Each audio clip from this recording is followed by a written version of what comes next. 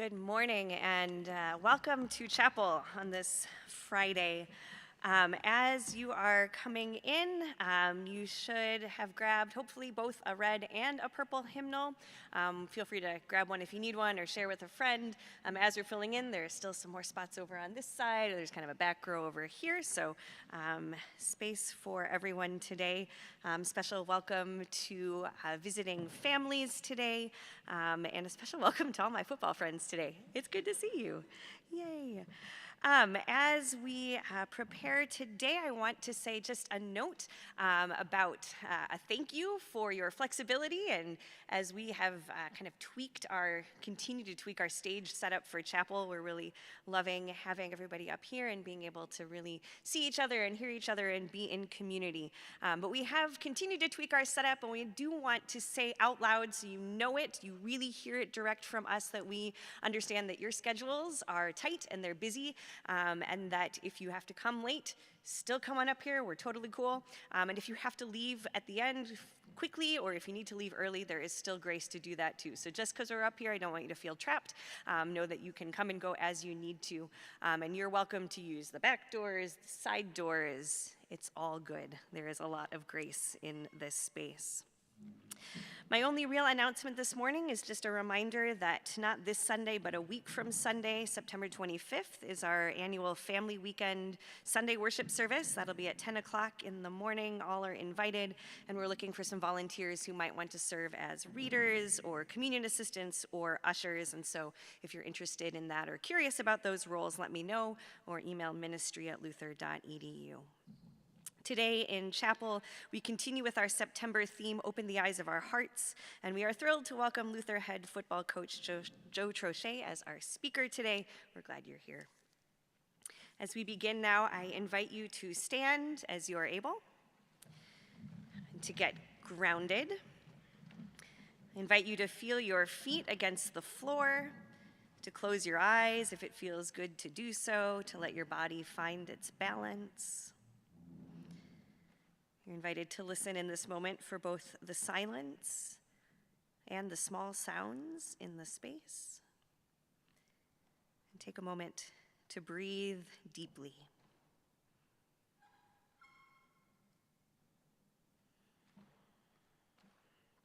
Blessed are you, creating God, God of this one small moment, God of the expanding universe, God of eternity.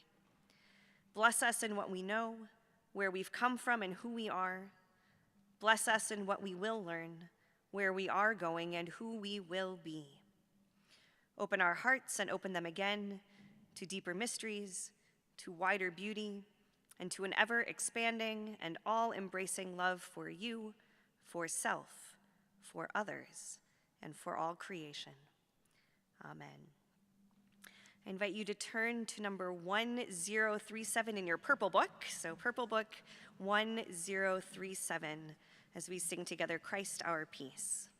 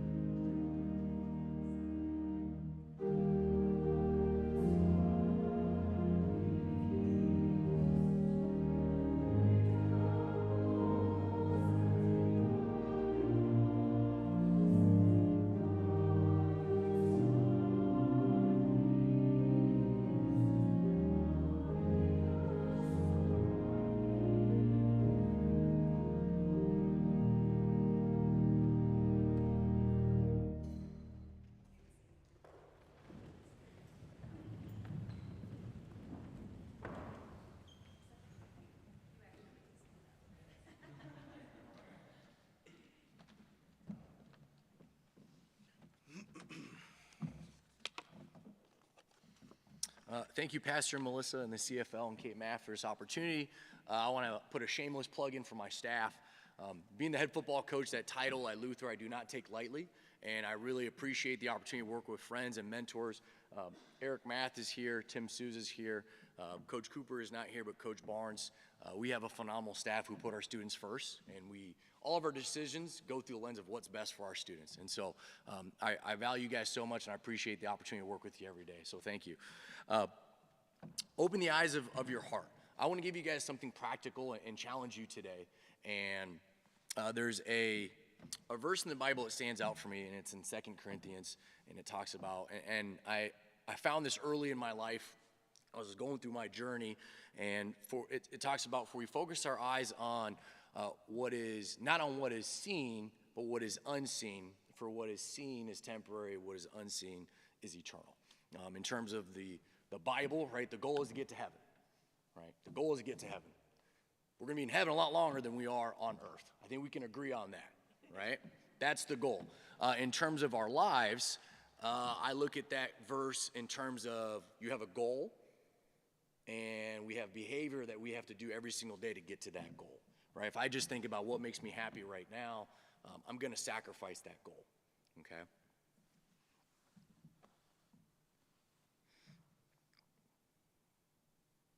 So I want to talk about how it relates to conflict management. Who in here is in conflict with a friend, a family member, is just maybe in a disagreement with someone? Okay. Okay. Good. Okay. We talk about communication all the time in our program.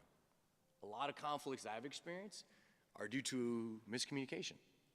All right? I'll give you an example. When I was in college, my best friend, my roommate, we had an issue with milk. Okay? I didn't have a lot of money, and so food was important to me. And we would go through a gallon of milk like every other day. And to me, I'm just like, oh my gosh. I see this guy drink 2 glasses a day in our room, and then he drinks milk in the cafeteria. And I'm like, what is this guy doing? Well, I got to match it, right? I got to get my money's worth. So we go for 3 months, like any stubborn young man. And eventually I said, what is the problem? Why are you drinking so much milk? I am bloated, I am miserable, like I don't want to drink this much milk in my life. And he looked at me, he goes, me? He goes, I'm trying to keep up with you, right? So the issue is we didn't communicate like adults, we're going cup for cup, right? And so like we just got to communicate, right? And so my challenge to you, if I wasn't stubborn, right, had I just been the better person, say, you know what, regardless if it's my fault or not, I'm just going to address this with this person. And we talk a lot of time in our program about conflict where we want absolute clarity and pure transparency, right? So how do we do that? When we start meetings, our coordinators will share with me who's going to be late to our meetings or who's going to miss something. And in the spring, I would just bring that up. Hey, John, Jimmy, so-and-so, they're going to come into our meetings late, so there's no confusion, right? When people walk in late or at different times, people are like, why are they late, right? Well, I've taken that out because we've addressed it. Right? And so I think that's really critical, because if we don't know the answer, it's human nature to fill it in and be negative, right? So I challenge our guys, and I challenge you today. There's someone that we're in conflict with today, okay? There's someone we're in conflict with, and maybe you're right, they're at fault, but let's address it. Hey, what's the problem? Let's fix this, right? Because the goal is to have a great relationship with this person, right? This is the best time of your lives. I'm telling you, in a safe environment, we can come here, you can make mistakes, you can meet people that'll be in your wedding, people you'll travel the world with, that you'll continue to make mistakes with, but it starts now, right? Get those reps now so that when you're married, you have a child, you have a job, you already have experience dealing with conflict. And so that's my challenge to you. And it starts with your heart. You got to say, hey, I'm going to be the bigger person. I'm going to address this. And one of 2 things will happen. You will, like me, clear up the miscommunication with the milk, right? And now we're good. Now I'm not as bloated, not drinking as much milk. The milk lasts longer. Or, you know what? They may just not be open and ready to talk with you. But at least now you have a blueprint and you can continue to move forward with your life and not sit there wondering why and fill that in yourself, right? The world is very gray.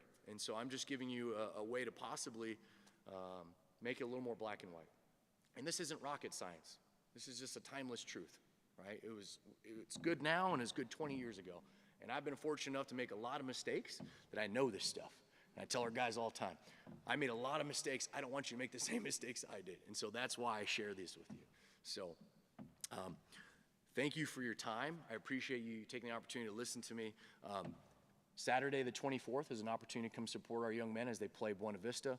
They spend a lot of time sacrificing a lot of things, and they represent us on Saturday. I would love for you to see their craft on the center stage, and they will support you. We'll be at Christmas at Luther and some other things. Just know that we will be supporting you as well. But that's a great day for us to celebrate Luther and not just football. Okay, so thank you.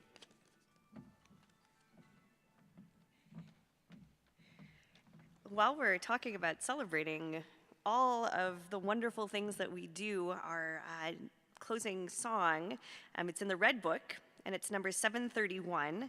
And I'll invite you to stand in a moment, but as we're flipping to 731 in the Red Book, I want you to know that this is a hymn that really was written for the college experience, and it touches on all parts of the college experience, from what happens on the field. Yes, this is one of the only hymns, maybe I know of, that references athletic events, and what you do in a science lab, and what campus construction might be happening all at the same time. So this is a hymn that reminds us of our shared ventures here as students, and it's a fun one and a favorite one, and if it's new to you today, I hope you take it with a bit of whimsy and enjoy it as much as I do. So I invite you to stand as we join in number 731, Earth and All Stars.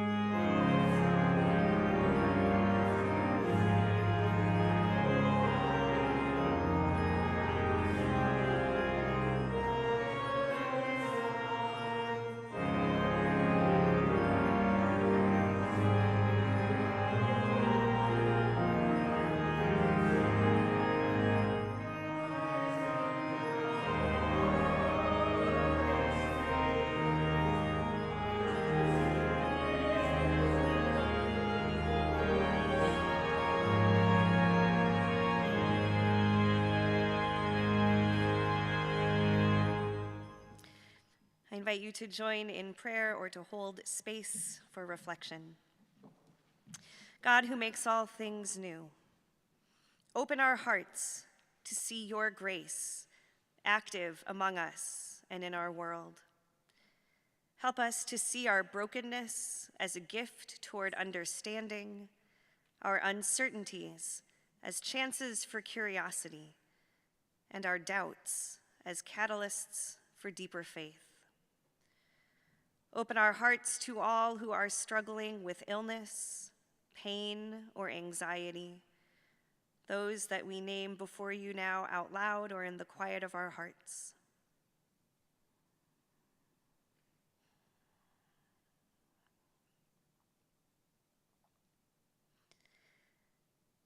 Keep us mindful of your care and compassion for all people. Send us as advocates for all who know prejudice and oppression. Teach us to love widely in word and in deed.